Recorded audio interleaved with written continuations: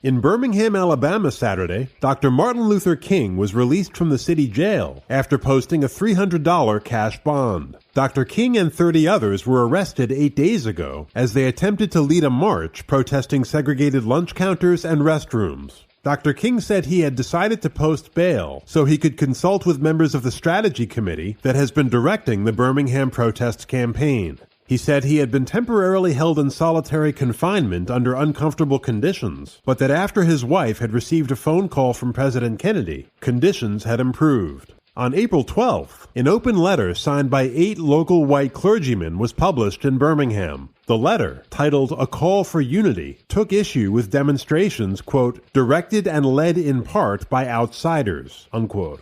The term outsider was viewed as a thinly veiled reference to Dr. King, who composed a letter in response during his incarceration. In the letter, dated April 16th, Dr. King said, quote, injustice anywhere is a threat to justice everywhere. Whatever affects one directly affects all indirectly.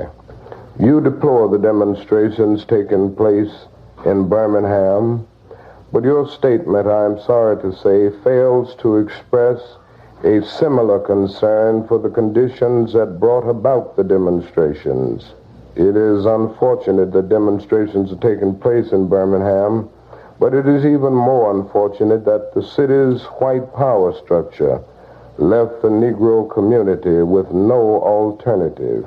Nonviolent direct action seeks to create such a crisis and foster such a tension that a community which has constantly refused to negotiate is forced to confront the issue.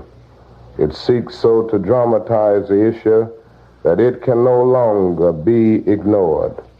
Dr. King wrote the first part of his letter on the margins of a newspaper, the only paper available to him in jail. He then wrote more on bits of paper given to him by a trustee, which were then given to his lawyers. He was eventually able to complete the letter on a pad of paper his lawyers were permitted to leave for him. If I have said anything in this letter that overstates the truth and indicates an unreasonable impatience, I beg you to forgive me.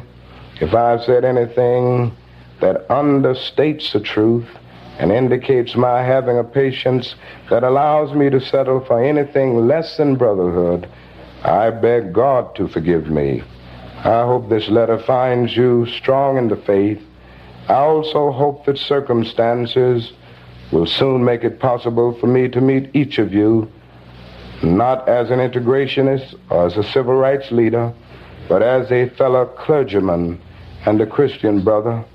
Let us all hope that the dark clouds of racial prejudice will soon pass away and the deep fog of misunderstanding will be lifted from our fear-drenched communities, and in some not too distant tomorrow, the radiant stars of love and brotherhood will shine over our great nation with all their scintillating beauty.